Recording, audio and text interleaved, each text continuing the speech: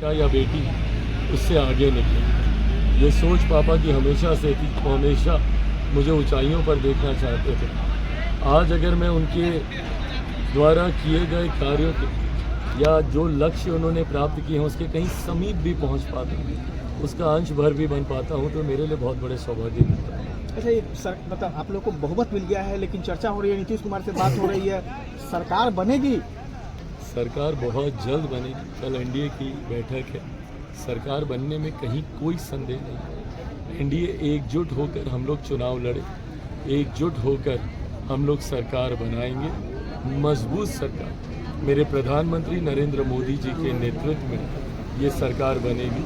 तीसरी बार देश को मजबूती देने के लिए सरकार बनेगी, देश की अर्थव्यवस्था को मजबूत करने के लिए 2047 तक देश को विकसित देश बनाने की नींव को रखने के लिए ये सरकार बनेगी और ये स्थिर मजबूत 5 साल तक चलने वाली सरकार है। विधानसभा चुनावों पे भी इसका असर होगा क्या? बिहार विधानसभा का चुनाव अगले साल होने जा रहा है, इसका क्या मायने है? हर चुनाव के अलग मायने होते हैं, हर चुनाव को अलग परिप्रेक्ष्य में देखा जाना चाहिए। लोकसभा का चुनाव अलग परिप्रेक्ष्य में था, बट हाँ ये भी एक सत्य है कि अब बहुत जल्द बिहार में विधानसभा के चुनाव हैं। तय समय पर अगले साल निर्धारित हैं बिहार के विधानसभा के चुनाव। जिस मजबूती के साथ विपक्ष तो भाई हम लोगों को कहीं देख ही नहीं रहा था, खाता तक नहीं खुलेगा, बड़े बड़े दावे किए जा रहे हैं, पर मुझे लगता है उन दावों के बावजूद जिस तरीके से एनडीए का प्रदर्शन रहा, इससे बहुत बेहतर प्रदर्शन हम लोग का बिहार विधानसभा चुनाव में होने जा रहा है।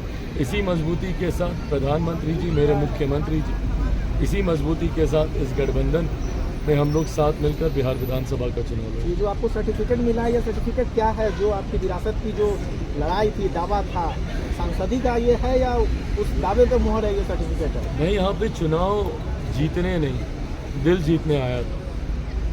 बिहार हाजीपुर की जनता ने इतना प्यार, इतना आशीर्वाद दिया, ये मेरे लिए बहुत बड़ी बात है। ये जीत मेरे पिता की जीत है। आज सबसे पहले सर्टिफिकेट लेकर उन्हीं के चरणों में उनकी दी हुई इस जीत को समर्पित करने हैं। Thank you.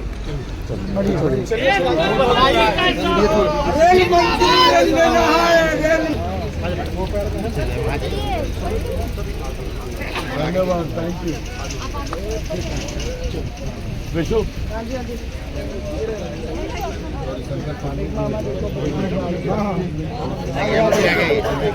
पीछे भी देखिए। विलास पासवान अमर रहे।